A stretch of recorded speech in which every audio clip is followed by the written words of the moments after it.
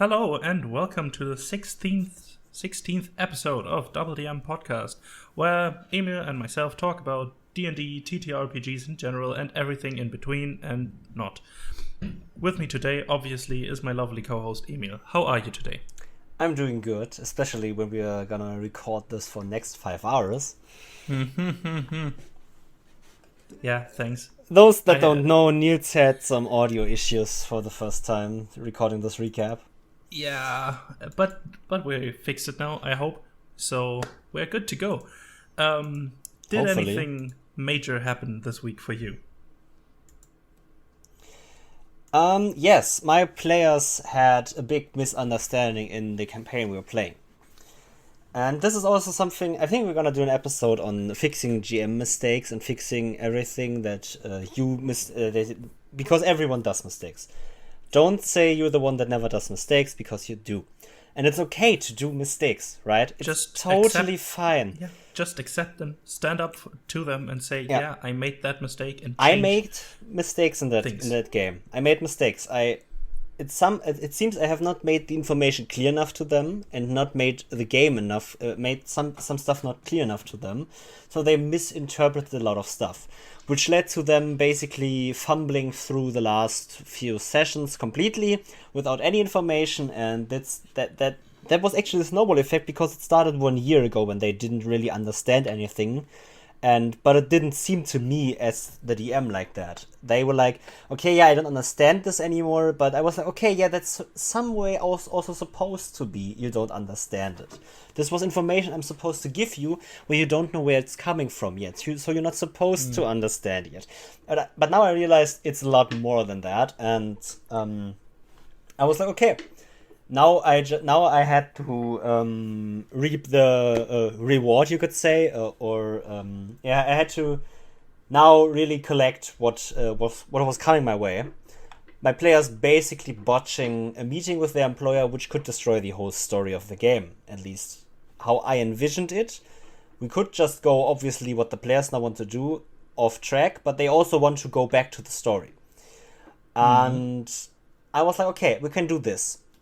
I gave them the option to retcon that event, that meeting. Retcon in the sense of we are gonna rewrite it a little bit ourselves. We're gonna have a meta session in exactly 1 week on Sunday, where we're gonna talk about a lot of stuff like, hey, this didn't work. Why didn't it work? So you have this misinformation. I'm just gonna clear this up. So I'm gonna fill all the gaps they have in the information that their characters wouldn't have, but they as players have, and that way they can't convey the information correctly anymore. So I'm gonna clear them up, give them a lot of reality checks, because they seem to have misunderstood a lot about the world we are playing in and how it works around them. And I'm gonna clear everything up so we can get back on track to playing. And this is not something I would usually do, but I think it's actually gonna be quite good for this campaign, because it has a lot of information.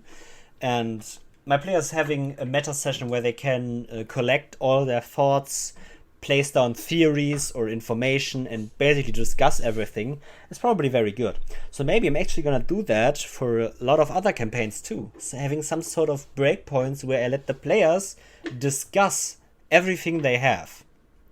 Yeah, and just fact check in with the DM about, do they have the right notes, or are the notes that they made correct in the way you intended it to be, if you know what I mean. Yeah, exactly. Like, I'm not gonna hand them the actual notes they were supposed to take. I'm just gonna basically they have this. Okay, we have gotten information. That information is from our enemy. How trustworthy is it? And then I'm gonna say, okay, wait, how do you got that information? Well, they told us. So, if your enemy tells you something, how inclined are you to believe it? Like, I'm gonna push them into the right direction until they find the information, because I know they have it. I know they do. They just haven't connected it in the right order. Get it in the right order, and exactly fact check it themselves with some nudge here and there from the DM to drive them in the right direction. Yeah, I'm just gonna put them back on track. I'm not gonna rewrite everything. Like, information they have lost is lost. Basically, if they went another way and didn't get some information from that one way, they're not going to get that information now. I'm not going to tell them that. I'm just going to give them everything they should know back so they can work with the knowledge their characters have. Because the characters seem to have more knowledge than the players, which is not usual for TTRPGs, I think. Normally, it's always players have more knowledge than characters. Yeah. Now it's characters have more knowledge than my players because they forgot something, which is normal. We are humans. They forget something. It's okay. And I'm like, okay, now we're gonna have to do this meta session where we're gonna talk about this. It's not a session where I'm gonna scold my players for forgetting something. It's where they can get back on track. I can get them back on track so we can all enjoy the story we have been weaving for the better part of 3 years or 4 years now. To not be fumbling through the forest doing nothing but questing and killing monsters. Yeah, just keep the story in order, keep their minds in order, and get the story back on track, basically. Yeah, exactly. We also have a new logo. Yeah, I did that last week. It was a good one. It is a good one, obviously. It looks very good. Yeah, I enjoyed the process because it was my first digital painting I did. Can't you believe that I'm quite to everyone everyone listening, right? This is the first time Nils really has done some digital logo art, and it looks better than anything I could make in 20 years. Yeah, it's just practice, but yeah, there's some. Is it though? You have a talent for it. Accept it, right? Yeah, I don't. I'm just fucking bad with my hands. I mean, there are some things I would have loved to add, some minor details, but it would have been lost in the logo size in the end. So I decided not to. I would have liked to add some some lines that indicate pages on the book, or some cracks in the leather bounding of the book or something like that. But due to it being a logo, it should be relatively simple, you should keep to major forms, big forms. So because if it's just 1 or 2 pixels, it's just useless background data. So yeah. Exactly. Also, we have a YouTube channel now. Yes, we do. Upload VODs from maybe upcoming streams down the road, and definitely our podcast episodes will be uploaded there as well. Mm-hmm. We still have to do the fucking giveaway. Don't remind me of that. We're working on it. We have more or less decided on what we want to do. We just have to figure out the logistics now and how we want to do it, and it's coming. Yeah. Probably by the end of next week, it's there. Yeah. And we have 1.1k followers, and every new follower is like Navi from, Legend of Zelda, like, hey, listen, hey, you gotta do a giveaway. Yeah. But, yeah. Every time I see a new follow on DoubleDM Twitter, I'm like, oh no, I haven't done the giveaway, no. Yeah. But we appreciate everyone who's following, and, yeah, we love you all. Exactly. And we have an amazing guest coming up in this episode. Oh, yes. We talk about how to end story arcs, stories, campaigns, and whatsoever with the host of the best Dungeons and Dragons related game show, Dragons Duel's own Hamilton, is coming up really soon to talk about and give us an interview on how to end campaigns. Or stories, at least, because stories, yeah. We talked about how to start campaigns and stories. We talked about how stories evolve. So now we're going to talk about how to end them. Yeah, you will find out shortly. So, welcome back. And with us today is our guest, Hamilton from Dragons Duel. Would you like to introduce yourself? So, who are you? What do you do? How did you get into TTRPGs? All that kind of stuff. Okay, as briefly as I possibly can, I am Hamilton. I am the DM. I am the DM on and game show host of Dragons Duel, which is a D&D game show, which I created, which is a weird system where we create a character through playing 6 rounds vaguely related to the 6 ability modifiers to score points towards that character each week. That's what I do. Apart from in real life, I do non-TTRPG related things. And then, how did I get into TTRPGs? I got into TTRPGs twice. I was actually talking to someone about this the other day.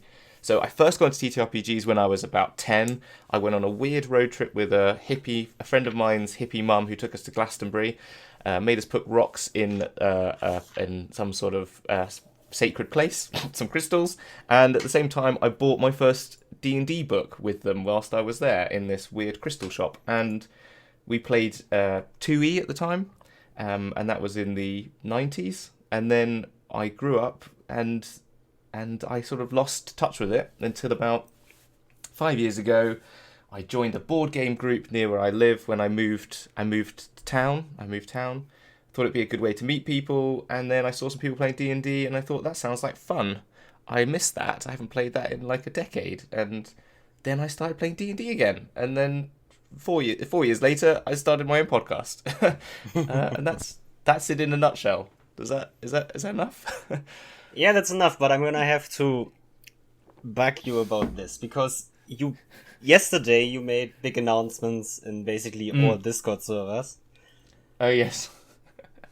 So yeah. I want to ask you, how does it feel to work this closely with D&D Beyond? Oh my gosh. Oh well. So this is all very exclusive news, but we got supported by D&D Beyond quite early on because I just pressured them. I just messaged them and said, "Hey, this is what we're doing. Are you interested?" And they've been really positive, like super positive about it, and eager to be on the show. And I only got yesterday the sort of like, this is a day that we could do. I mean, there's always the potential that it could change, but at the moment we have got D&D Beyond crew coming on Dragons Duel in season 2, which is very exciting. And they've also given us some amazing prizes which will probably be finished by the time this comes out, but our end of season 1 championship games, they gave us some, like a legendary bundle to whoever wins the championship, and sourcebook bundle to whoever bets on the winner. So congratulations to whoever won. I'm sure that it will be out there. Hopefully me. Hopefully Emil, exactly. But yeah, so they've been awesome, and as I was joking yesterday, I just need to get Chris Perkins's number now and then get them on the show. One last question about that. How does it feel to be the best entertainment non-actual play show in D&D? Oh my gosh, Emil, you got to stop. You're going to make me blush. No. How does it? It feels. I don't think. I mean, we do what we can, and I think we have fun, and I'm really enjoying it. That's the main thing. Like, and the move to Twitch has been really incredible. I think that was a bit of coincidence, a bit of just maybe this is a good idea, and I'm really loving the interaction with people that we're having with that, because that's making it so much more about what I wanted to do when starting it, which is about I made it to meet more people and do fun things, and that's been great. So yeah, really excited about that. Okay, so we're gonna move on to our German lyric minigame. Mm-hmm. Basically, this works. I'm gonna read you a German song lyric. Okay. And you're gonna have to try to translate it. 99 red balloons. No? Did I get it right? Sorry. That's the we only had German that one already for Maka. We had that one already, yeah. That's the only... I mean, I know. But I'm saying that's the only one. That's the only German song I think I know. Or maybe the one by Nina from the Velvet Underground. She used to sing some German songs as well, didn't she? Yes. Anyway, you go. I'm ready. Okay. The first lyric I have for you is: Jeden Morgen stehst du auf und kippst den Kaffee runter.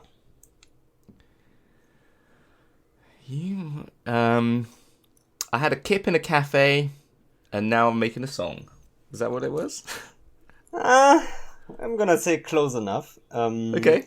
The song is by Udo Lindenberg, and it's called Durch die schweren Zeiten, and the lyric is: every day you wake up and slam that coffee down, or drink the coffee in one go. Oh, okay. I got the coffee and sleep. Yeah. I had kip, but I don't know if that's what kip meant, but...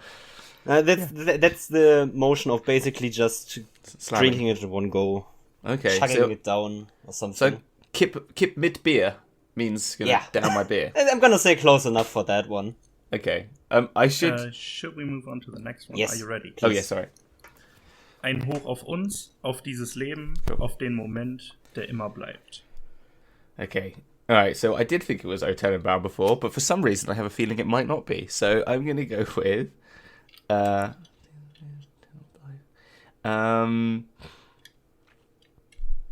These are my shoes. They're really nice. Isn't that right, Blythe? Was that what you said? What was it? Put me out. Well, the song is from Andreas Bugrani. Mm-hmm.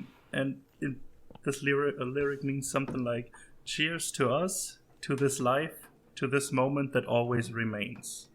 Wow. It was the official World Championship song for for football, I think, for Germany in 2014. Oh, right. The year we won our fourth World Championship. So this one is a German, you could say, banger. Because it basically plays every summer now. Yeah. It's become a modern classic. Okay. Mm-hmm. Okay. Okay, the third song lyric. I'm gonna do that one. It's Warum hast du nichts gelernt? Guck dir den Dieter an, der hat sogar ein Auto. I have these hats. These hats are mine. I love my hat. My hat is fine. Is that what it was? It should be that one, I think. It's actually better than the actual lyric. It's a song by Die Ärzte called Junge, or in English just Boy. And it's, why didn't you learn anything? Look at Dieter, he even has a car. That's amazing. Is it a punk song or is it like a child song? Yeah, it's the Ärzte's punk. Yeah, kind of punk. You could call them punk rock. German band. Yeah, that sounds like such a punk sort of lyric. That is great. Yeah, it's definitely punk. Yes. Cool. Oh, fantastic. Well, one of the few concerts I've been to. Oh, really? Oh, cool. Yeah. Oh, cool. Well, that was a great game. Thank you. And I remembered halfway through I did know O Tenenbaum was my other German song I knew. Other than 99 Loft Balloons. I mean, we had to give you a mini game when we have the host of Dragons Duel on the show, right? Yes, exactly. It's good. Okay, bringing us back to the topic we actually want to talk about. We were talking about endings in TTRPGs, but first I want to ask, what defines an ending in a book, a TV, a TV series, a movie, a game, anything like that?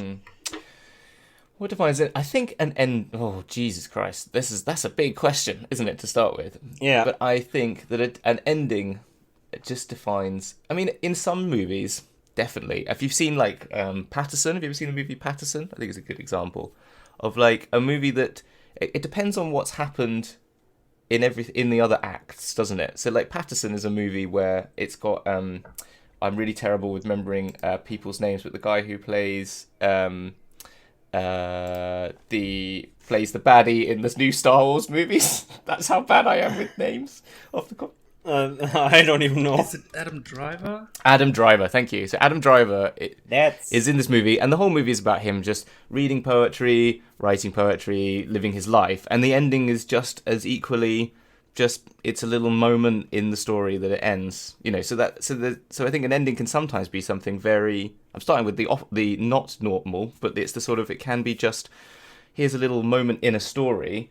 We've kind of got to the end of some of those threads. You know, he's learnt something, or he's found out something new about himself. It's not epic, it's not grand, but you know that it's sort of, and you kind of know the story is going to continue on without you watching it or being a part of it.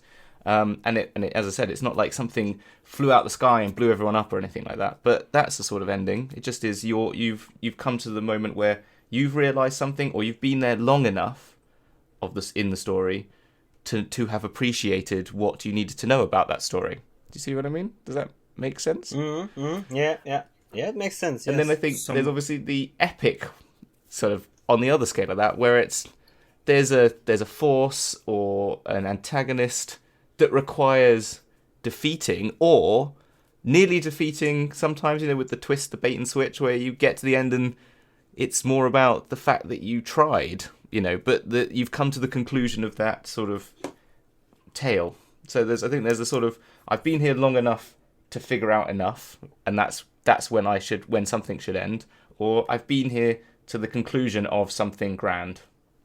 Is kind of what I feel. Yeah, ending is obviously always a point where the story the consumer ends, but the story itself shouldn't end. Yes, because TTRPGs, the consumer is mainly the protagonist 100%, of those stories. So they always get to an end because they are the ones that drive the story. Yeah. They are the main focus, and so they are also the ones that more or less can decide when it's ending. Exactly. And in that sense, I've been here long enough. I've done what I need to do, or I've not finished what I need to do, but I've done enough with this character that they can go off and do it on their own. I don't need to be here anymore. It can be an answer. Exactly. What, for example, video games do for me with endings is a lot of video games obviously have different endings, depending on how you play, which is something TV series, movies, and books can't do because they are all you don't have any agency in those in those mediums. You just observe them. That is something TTRPGs do as well, but even better because there is no definitive. There's no framework. I was talking with someone about this on Twitter a week ago or something. Games in general are a framework for you to play in. Yeah. While TTRPGs are only a basis structure from that you can build up, but there is no ceiling. Yes. Yeah. Yes. One is like a book is definitely a rigorous structure, form, cladding, plasterboard, whilst the other is a very big hall in which you can just add your own layers to, or just define which rooms you enter, and then it's just foundations for what a TTRPG is. Yeah, I like that. And I think what TV series also do, what is important for TTRPGs is every episode you watch needs to have some sort of ending, and that's just the same as TTRPGs because every session needs to have some sort of ending. It could be obviously a cliffhanger, like you're gonna see next time what happens in this fight with the villain, or just okay, you sit in the tavern now, you go to sleep, perfect, we can stop here. There's always a point where you have to stop, and even if you don't want to. Exactly, and sometimes you stop a session early because you go, there's always that line, this is a good place to stop, isn't it? That's something we always say. Can I go back to video games 1 second? Yes, please. So you mentioned endings and agency. One of the best games that I think that took away agency from you in the right way, personally, not everyone might agree with this, but have you played The Last of Us? Yeah. Yes? I have not because I don't own a PlayStation. Okay. Have you, Nils? Have you played The Last of Us? Yeah, I have. I love it. Okay, so this is going to be big spoilers for The Last of Us. So if you've not played it, it's been out years, so you better go play it. But at the end, it takes away. You basically. I'm going to go deep into it. So really, if you don't want to listen, don't listen. So the main protagonist is Ellie and Joel. And Ellie somehow has got to basically. They've formed this father-daughter relationship. He's already lost his daughter, which is shown at the beginning, and it comes full circle that she is the only way to cure this pandemic, actually, of these zombies, is for her to die in order to get her stem cells and then turn it into a vaccine. And so he sort of you have to sort of accept that she's going to go through with this operation. She wants to do this operation. She's accepted it. And then you're sitting there as Joel, and you're given no choice but to fight for her back. You can't not fight for her back, and it pushes you through. You can't run away. You can't stop. You have to follow his path, and his path is he's got this bond with her. He's already lost a daughter before. He's not going to lose her again. And you get to the end of that scene, this whole bit where she's on the table, the doctor's about to start the thing, and I didn't want to. I didn't want to hurt them. They're all telling you, no, we've got to save humanity. And you're like, no, the game doesn't let you. The only way to finish this game is you've got to beat the crap out of all these people, pick her up, and take her away. And it was so powerful. I mean, I think it's the first time I properly cried at a game, playing that game. And, like tears. And I just didn't want to do it. But it was the right thing to have done because it was the story of them. And it... I don't know if you agree with that, Nils, but that's what I felt about that game. And I think that was something about making an ending special, where it took away your... Yeah, they set it up perfectly, I think. Because the whole time they set up this father-daughter relationship, and with the knowledge from Joel that he lost his first daughter and something like that, it just feels right for Joel to do exactly that. Yes. So even if your logical mind says, yeah, they should go through with this, your mind as Joel does not. You know what I mean? Yeah, it exactly. Just feels natural. It's Yes. not overforced or anything. It just feels exactly harmonic. Yeah, And, it's not. Yeah.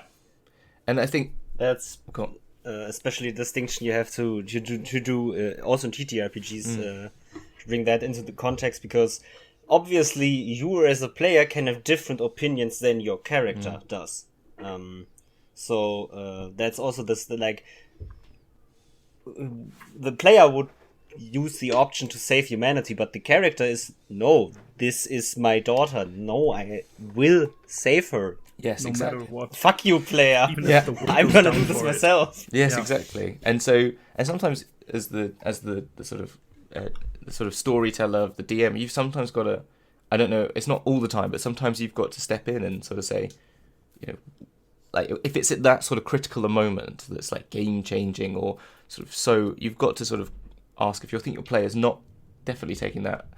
I don't know. I mean, I've not played games that have been that intense, but I could imagine myself in those situations saying, are you sure that's what your player would do? Are you comfortable with that decision? Like if I felt they weren't really honouring the rest of what they've done, if that makes sense. I've had a player once tell me to more or less take a break because they couldn't comprehend how it was working. We were playing, or we are still playing, but we are playing Hall of the Dragon Queen, and they were talking to a big-time cultist at an evening dinner. They were completely undermatched in their fight. They could not have won that fight because they all got more or less forced out of their armor and just sat there at the dinner. So everyone was an AC of 10 or lower, and 5-6 guards in the room, and this cultist was an incredibly strong extremist, and basically always blasted them with their radical ideas. And one of my players literally went, "This is too real, can we take a break, because I don't know what my character would do in this moment now." Because she would have been like, okay, I'm gonna stand up and beat the crap out of this person. As a normal as a player, but she didn't knew if her character would do the same.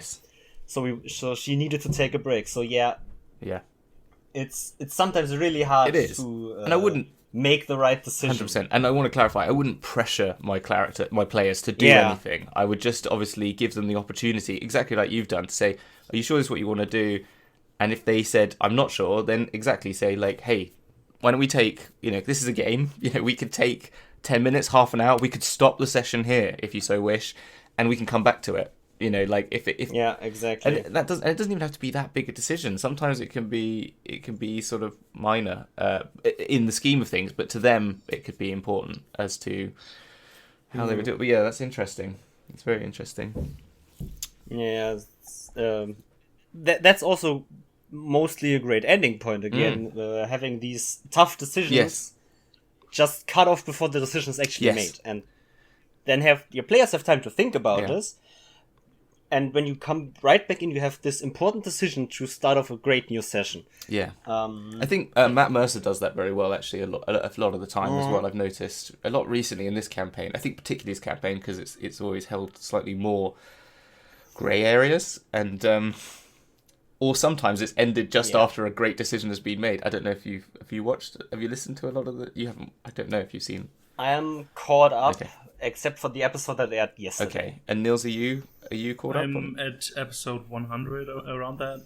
Okay, so Have you seen the bit where they've been to Jorhas, for example? Which bit? So the first time when they meet the Queen and Caleb, Caleb produces the dodecahedron, and you're just like, that was like a moment where I think they were thinking of stopping. It kind of felt, it's a while since I listened to it, but I remember, and he just kind of made that decision on the fly. This is what my character would do, and it was incredible. It was the moment I really fell in love with the series, the second series, because obviously I loved the first series a lot, and I think it was such a great. What I love about these moral quandary breaks, or if you want to call it, that is if you take a break beforehand, you have a lot of time to think about it and think where it will go either way. Yeah. But if you break off after the decision, you just have to deal with your feelings about the repercussions of your own actions, which can also be very strong. Yes, exactly. Yes, I think that's it, and I think both can be interesting experiences and Oh, these are all good. There's a lot to unpack there. Yeah. I'm gonna ask the question. Does any one of you have ever ended the TTRPG campaign? Kind of. What does that mean? I killed my players. Oh, right. Yeah. That's an ending, right? Ending, yeah. Definitely the story for those protagonists is over. But it sparked a new campaign idea we have now. But they were fighting some sort of death tyrant. Yeah. And it was such a nice fight because the death tyrant had 2 or 3 HP left at the end of the fight. Yeah. It was a fucking close call, but it all went down because the barbarian beefed his first deck save with a net 1 on the petrification ray, then his con save with another net 1 against the petrification, and in the first 2 rounds of combat he was a stone statue and wasn't part of the fight. Oh my gosh. I felt bad for this player because we ended the session before that, right before the fight. And then he just got petrified in the first 10 minutes of the game. It was just sad, but that's so sad. That is so painful. I can feel that pain. Yeah, I've had a player once. They were fighting some sort of bug creature, and that bug creature had basically the ability to fear you into being catatonic, not being able to do anything, and it just critical success that check it had to do to make you catatonic. So that one player was basically out for the whole fight, and because it was a 2-player campaign, it was 1v1 versus that monstrous bug, and it was so close for that one player because he was like, I need help, and the other one is, I can't. But it's like, that makes it kind of epic though, doesn't it, in some respect? I mean, like, it's unfair on that one player, and we've all had sessions where like players have somehow, like, my party has an absolute love of splitting themselves up for some reason. Even they're 4 players and they've split into 3 at times. Like, it's ridiculous. And so there's moments where I've just got, like, they've got one couple of them have got caught up and the others are just sitting there waiting. But then again, it does make for, oh my gosh, we're only 2 of us, and I'm like, I've leveled this encounter for 4 of you, and you've got to get there. Like, you've got to come back somehow, because this isn't going to work. Yeah, it's amazing every time players split up for me, at least. It always feels as a DM's like, no, don't, but also yes, please. Yes, exactly. So that's sort of 2 halves of the coin. 100%. So we more or less already talked about what types of endings we have in TTRPGs. So the question is, how important are they? I think they're important, but I know that they're not always there, are they? As we just said, sometimes a lot of us must be aware that games just peter out, don't they? Yeah. Which is a shame. But I think they're very important. I think that's what, as I said with anything, it's like, it makes, a lot of people play this game for that epic adventure, I think, as much as other things, but I think a lot of people do come into it for that, and it's a sort of a shame if you if you read Lord of the Rings, up to Two Towers, and then went, yeah, I'm done. It's kind of, it's not really the same, is it? Yeah, it just feels like something is missing. There is no conclusion to what was going on all this time. Yeah, it's just void then. Yeah, or something. It just feels wrong. 100%.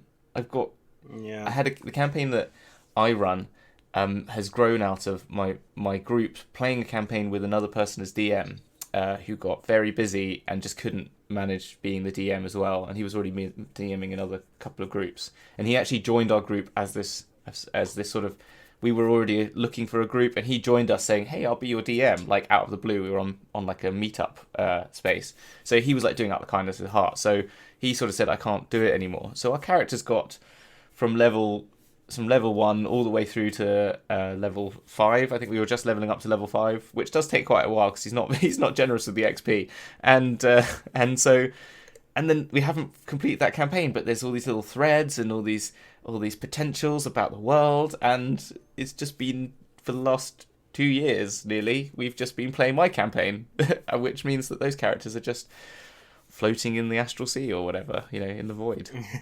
It's just I finished one campaign I think 6 or 7 months ago now. It was a sci-fi campaign of this very weird sci-fi alien game, which is called Contact, and it was about making contact with aliens. Oh, cool. So you're playing this super secret organization called Omega that's supposed to be the first contact group with aliens, but not the type of, let's shoot them down, but more like, okay, make contact. Try to talk to them. If they don't talk, try to pressure them into going. If they are not pressured, gun them down. We can't let the public know about aliens quite yet. And I scrapped all of that alien shit and made it fight demons, please. All right. And at the end, this was 6-7 years in the making or something, this campaign. Wow.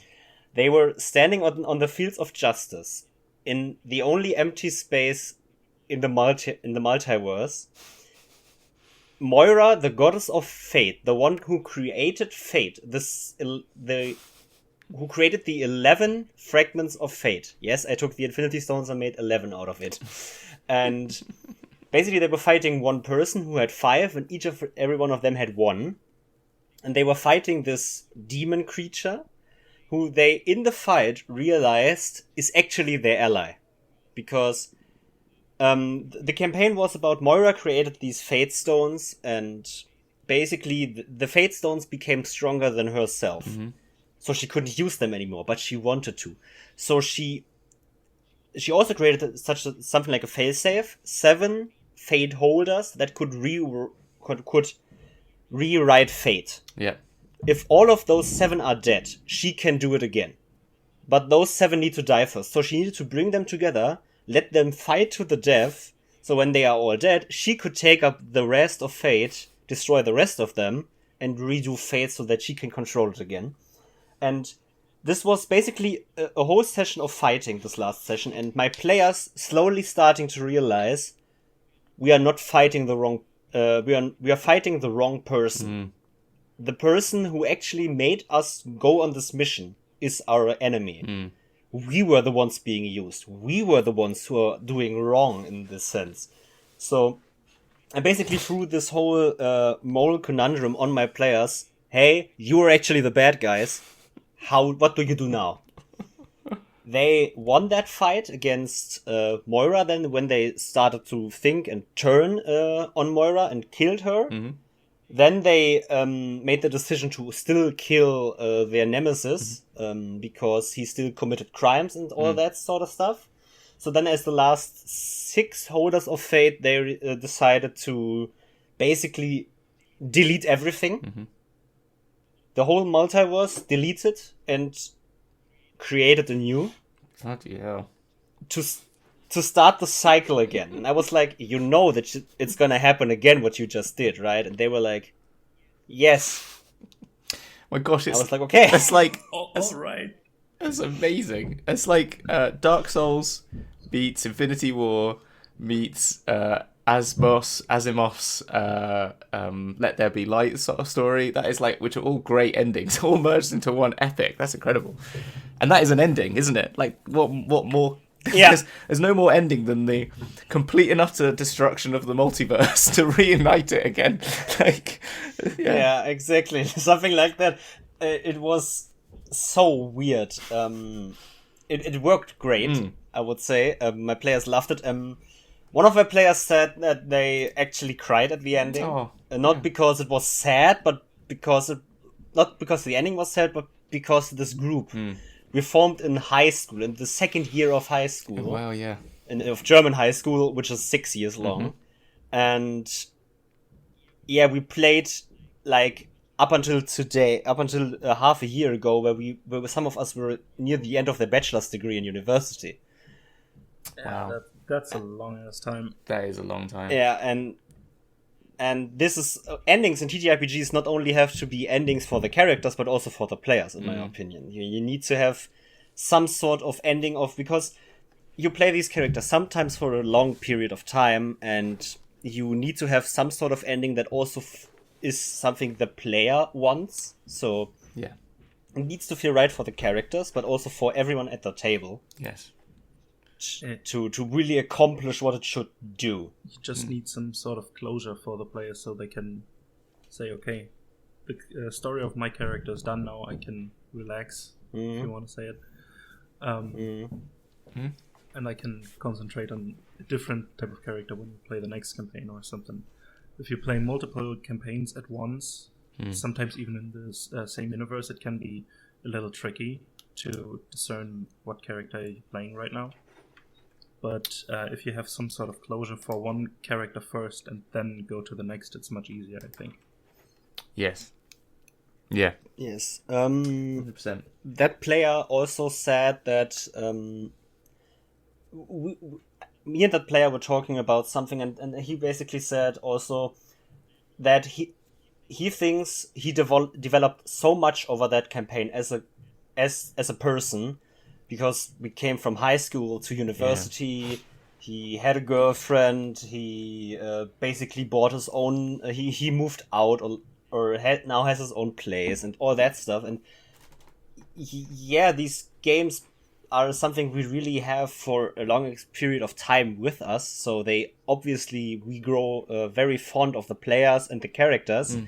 And I think it's actually, this sounds wrong, but I hate campaigns that never end. I never had one before, because I know every campaign I'm in will end at some point, probably. But when I always think about people never having a real end to a story, I always think it's at some point I feel like always that character deserves a complete ending, to retire completely, get on a farm and just live the rest of his days. Yeah. And then the campaign is finished for me, more or less, because we all deserve to move on from what happened in that campaign. Yes. As a player, as a character. So, yeah, endless campaigns always feel wrong for me, because I think endings are very important. Yeah. Because they end a story, as same as the start. Start and ending are very important. And if there is no ending for me, I think there's a lot missing from a story, actually. Yeah, and if you're going into it with that in mind, you're never going to get that complete.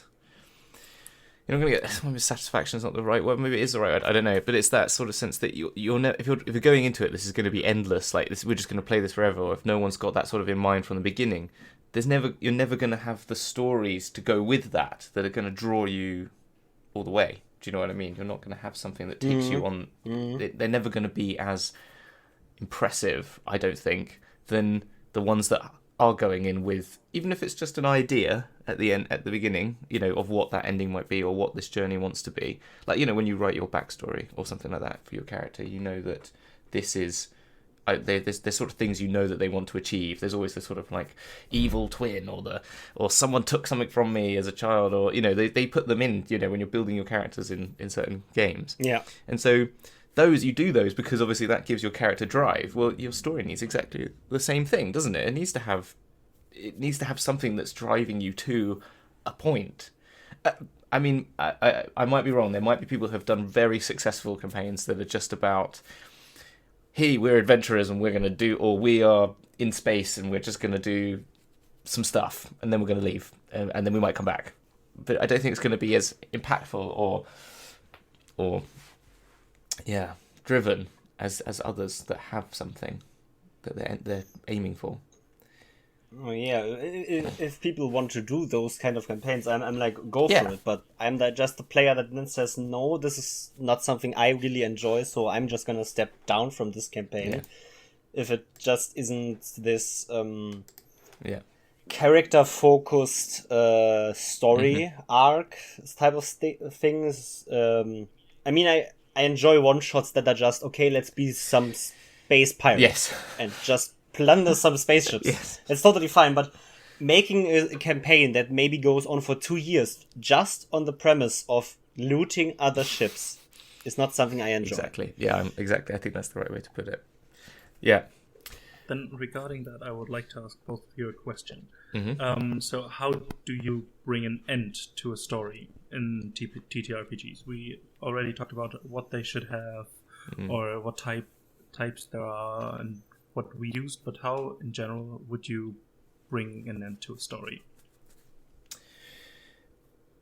Okay, I have a really strong opinion on that, I think, because I ended that Fate story in my sci-fi game that way. At the beginning, I had no idea how to bring the story to an end, because it was just about my players finding out about these strange facilities that have some sort been invaded by monsters, or monsters have been set loose in those, and then having to defend some politician for a week from an assassination attempt. And it was all these kind of weird stringless stories. And then I had this idea of bringing them all together with a single thought. And that is all you need. You just one spark in the story that basically drives your whole ending, because they were infiltrating a facility where a nuclear warhead was stored in a desert that was supposed to be fired at Australia. And they infiltrated that and they split up. And one of my players went to some sort of housing area for the villains, right? He opened every room, saw some personal stuff from every of the villains, because I had this big bad evil guy, but also he had his very important henchman that became very important in the story in the end. And he basically saw that room of the big bad evil guy, wanted to open it, but only heard the words, "Mother of Fate, I will destroy you," or something. Or something with the Mother of Fate, or Mother of everything. And I was like, okay, bam, that's gonna be the ending. Something with the mother of everything. So the Mother of Fate, Mother of all creation, fighting against him, and the players some way caught up in it. Yeah. And then it just became more manifested every time we played. Okay, they heard about they realized that the world isn't just their world, it's a universe. Okay, there's time travel now. So they have time travel friends now. They have people from other dimensions and all that stuff. And then I sort of became this, okay, we have so many different things now that basically need some sort of explanation. Infinity War came out and I was like, okay, cool, I can just use stones for that. Fantastic. And then then the fragment idea came along, and then the fragment idea became, okay, find those fragments, and if you have those fragments, you become extremely powerful, and then you're gonna use it to fight in an epic 3-hour battle, just rolling dice, screaming at each other, and all that stuff. So an ending forms from the beginning. From some sort of spark of an idea, and then manifests over time when you see which threads your players actually pull and which don't, because when they don't pull a thread in your story, don't use it against them or use it as a story beat, and really, unless it's important. But if they go after something, just drive the story in that direction as a DM. Yeah, I think that's right. I think this... Yeah, I think that's. I've got I'm coming to the end of a story with my campaign at the moment. But I'm using a published adventure. I'm using Waterdeep Dragon Heist, but obviously, so with that story is coming to an end. But my players have come up with these fantastic backstories that we worked on at the beginning. That I've come up with. Half of our sessions have been us going on side quests, or when I say side quests, just personal quests or things that I've come up with that I've related to their journeys that they're not aware of completely. And so even though we're coming to the end of Dragon Heist, there will be a clear and defined, you've been driving forward trying to get the Stone of Galore, fighting off the Zentarum and Xanathar, and I've also changed it up so they're literally fighting everyone, and it's been about a game of like playing off all these different sides of I've had all the baddies. Instead of just choosing one baddie from Waterdeep, I've just chosen all 4 of them, and they've interacted with all of them, and they're all playing off each other. And that's going to be an ending where they're now in the Dragon Vault. They've sort of had to eventually side with the Castellantas just because of circumstance, but they're also playing an evil campaign, /evil/neutral only characters. So for one of them there's only one who's actually evil, the others are all neutral. And so I've got, even though this story's coming to the end, I've got stuff that, the evil one has become good friends with Asmodeus, and that's only just starting. He's had some interesting conversations, and he's sort of semi-died and has been raised as a sort of demon person. And so I can't just leave, I could come to, there's an ending, but that won't end, we've got the Dragon Horde, and however that turns out, it just wouldn't be an ending for this campaign. It just wouldn't, it's not enough. They need to go through with the rest of their journey, which is which I don't know necessarily, but I've got ideas of what they are, and, one of them is a gnome who's found out in the process of the campaign that he is the clone of a famous wizard.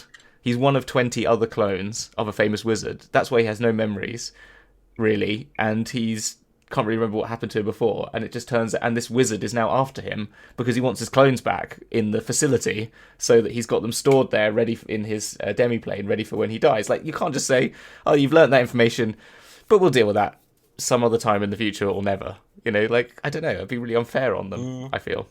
Yeah, it's this. The character needs to feel that there's an end, that the player does as well, yes. Right? You have the story, the overarching story comes to an end, but these all personal stories and maybe even a second arcing story is still on, right?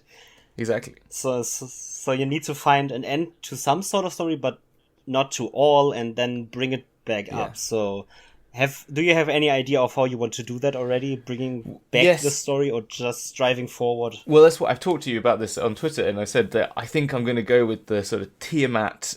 I'm going to mix a bit of Rise of Tiamat and Avernus together. I've been reading both of them, and there's obviously Tiamat and Avernus have relationships to one another because Tiamat's there. And I'm using the Forgotten Realms because I haven't got the time on top of everything else to come up with a homebrew. But I'm just trying to... I'm going to make it so that we get to deal with, over the period of the Tiamat stuff, get to hopefully deal with a bit of 2 of them, which is the one that's dealing with Asmodeus, and actually 3 of them. One of them who's had these who's sort of basically a Winter Soldier type character, who's kind of like who's been trained to be a killer, and is obviously trying to find the people that's responsible for that. And then I think I can do that. And another one who's got some vampiric ties. And then the third one with the wizard, I'm just going to have to somehow figure out how that kind of relates and get the demiplane, and maybe they just have a battle in the middle, or they go and infiltrate the I just kind of let there be a point where they go and infiltrate that demiplane and save the remaining clones from indebted slavery to this other wizard, or however that turns out. But yeah, so I've just realised I've got to find another campaign story or some big overarching element for them all to be working on that can also try and encompass their personal stories. And which, going back to Critical Role, Matt Mercer has this amazing ability to create an overarching campaign that also allows people to develop their personal endings. Personal story arcs. Yeah, that This is probably the thing I envy most about Matt Mercer. Obviously, the accents and all, because I can't do anything with my voice, really. But this is something I really envy about him, because making an overarching story while still giving your players enough time to really indulge in their own stories and play how they want to play their characters is something I sometimes really struggle with, because sometimes I'm just like, okay, we're gonna have 10 to 20 sessions of just the main story, and then we're gonna have 10 sessions just of your character. Yeah. And I'm always like, I need to find some sort of mix, and I still haven't found the real formula for that yet, how to really mix that perfectly. Yeah. But I'm gonna try, and at some point I will succeed, which is, again, something we've always say in every episode to everyone. Just stay at it, keep at it, and just keep going. Yeah. You will get better at everything. I think that's right. Yeah, exactly. And I've had moments where I've been able to use. I think it's as much with me at the moment. It's not been like deliberate, but it's been like, oh, here's a moment. Actually, I could probably use something from their backstories. I'm just gonna put it, on the fly, improv it.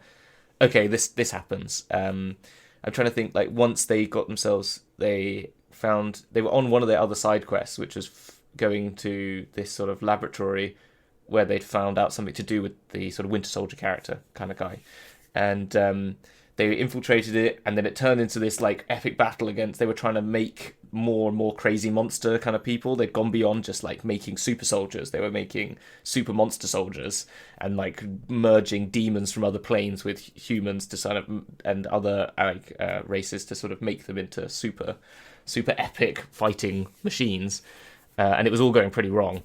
And I thought this I could make this battle super hard. I could do one of those, make this something beyond what they could do on purpose, and then do a bit of and it was a bit of a railroad, and I felt like train track sort of like game bit, but I thought, oh, this is a way that I can at least bring it into another story, which is then the other character, the wizard character, one of the other clones who sort of knew what was happening, came in, like teleported them out, took them to the Shadowfell as a sort of way to, like, as a bit of Deus Ex Machina, like, oh my gosh, we're all going to die, and then someone saves them, and then that introduced them to more of the other story. But it meant I had to take away their agency quite a bit, which is not the best way, but it was the only way that I could kind of steer it in that direction.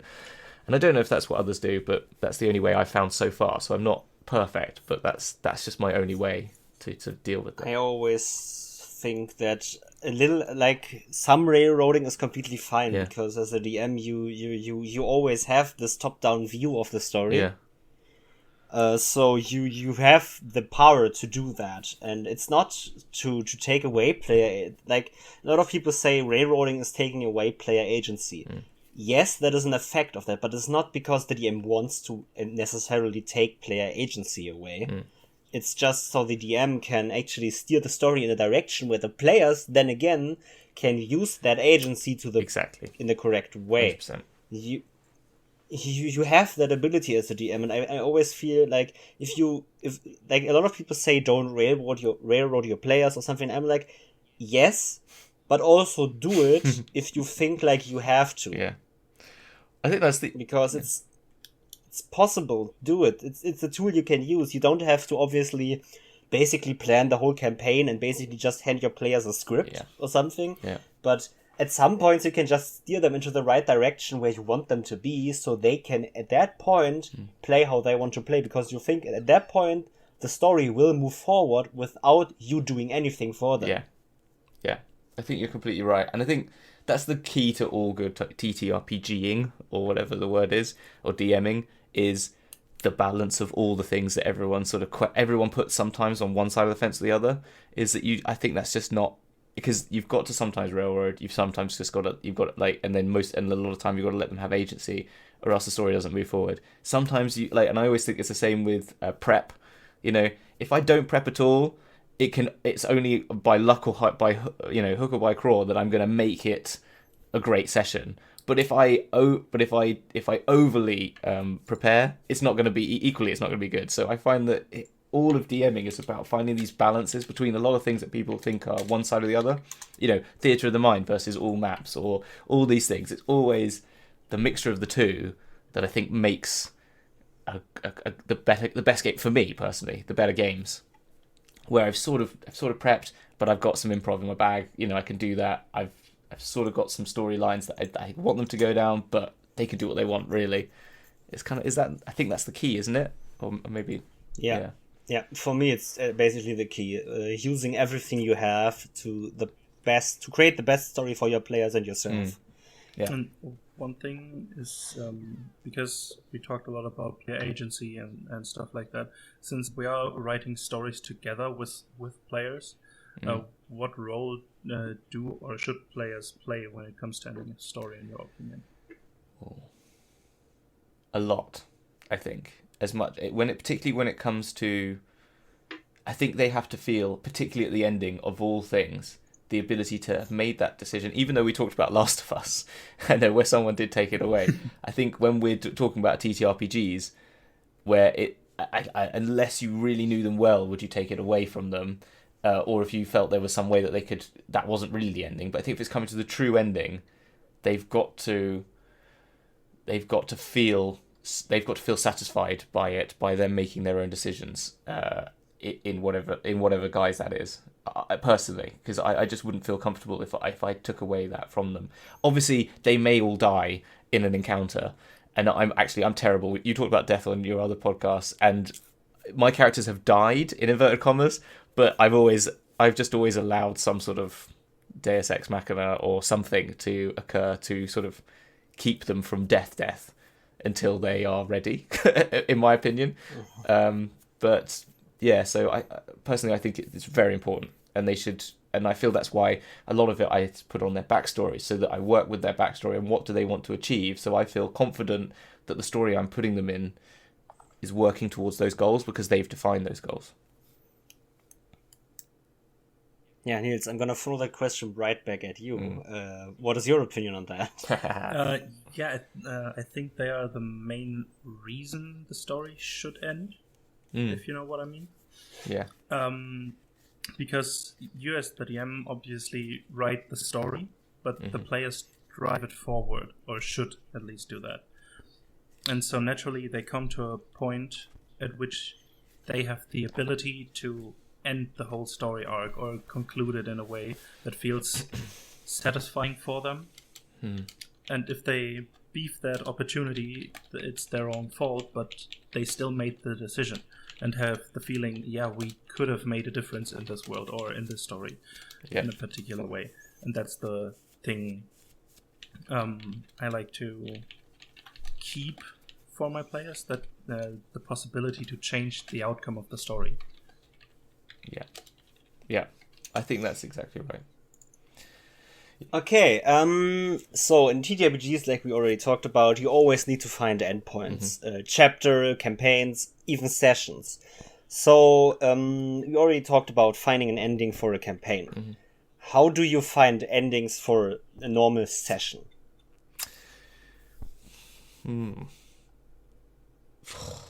Jeez. As I said, I think the key that comes up a lot of the time is I've got an hour point where anytime within that hour, if something comes up that I feel is either, it's a rest point or a big surprise, or, the sort of classic sort of moments that we've talked about already, like a decision may be coming up, or a decision has been made, or something's happened that they might want to contemplate on, I sort of take that hour and say, I might push that beyond if there's something, they're coming to, they're coming to the end of a fight or something like that. But that's kind of how I find an ending to a session. It's just like, it feels right, and I go, I do that word. Like everyone probably says, like, should we end here? Does that feel, good? Or I will be definitive and say, and we'll be back next week, sort of thing, and sort of leave them where they are. I don't know. What about you guys? What do you do? Yes. I kind of think not just 1 hour ahead, but maybe have some sort of plan how I would like to go the session, or how I would like the session to go. That's the way. If they reach a specific point there, which is somewhat related to the plan I had in mind, and there's nothing major stopping us from stopping here. Like, I obviously can't stop in the middle of a fight, but then I would like to stop right before the fight so they can have or they have time to think about what they would like to do, or maybe even exactly after the fight, before the looting and the investigation of the bodies or whatever. That's something I like. Yeah. I think the reason how I end my campaigns is basically the reasoning behind it is how I start my sessions. Yeah. Because my sessions always start with me recapping the story and then basically saying the actual in-game date with the question, what do you want to do? Meaning most of my sessions end with my players sleeping. So basically I have this change of date and then I can say, okay, we have the 5th of month 8. What do you want to do? And that's, for me, sleeping is, or resting at least, is a perfect ending point because everyone feels it's perfect to stop here because more or less the day you had is finished and you can start into the next day with fresh feelings, and making a new session out of this is perfect because then you start into the new session with fresh feelings. Yeah. Obviously, if I think they are about to fight this this big monster in the forest, and we are already at the 3.5 hour mark. I'm like, okay, we're gonna stop here. You're gonna do that fight next week. Perfect. But normally my sessions, I think around 60% of all my sessions end with my players going to sleep or going into a long rest, or short rest at least. Some sort of narrative downtime, because it's a rest. They just sit there in the forest or in their beds or wherever they are and just do nothing. Yeah. And it's perfect to end there for me. Yeah. I've ended one session in a combat, I think. Yeah, in a combat, which is something I actually don't like. No. I can understand doing that right before the last hit on the enemy, but it always feels like then you can also play the combat to an end and just go after the combat on the next session. So final hit has been done. Okay, we're gonna close here. Save your actions for the next week or something. Because my players always go looting, obviously, as soon as the combat is finished, because they are players and munchkin goblins. Genau. Exactly. And I ended it one time in a combat because I think a player had to go. And I didn't want, because it was only one round into the combat that was probably taking around 6 or 7 rounds. So I was like, okay, I'm not gonna play your character for 6 rounds now. I'm already tired, so we're gonna do that next time. Yeah. And yeah, that's the only time I ended really some sort of combat. Obviously, finding cliffhangers is the best way, in my opinion. Yeah. If you have these moral decisions we talked about, if you have some sort of big reveal that has just happened, stopping at that point is perfect, because your players are gonna be like, I want to play. How do I say? They don't want to stop playing. They want to play more, but you're like, no, next week. Yeah, yeah. I agree. I think we ended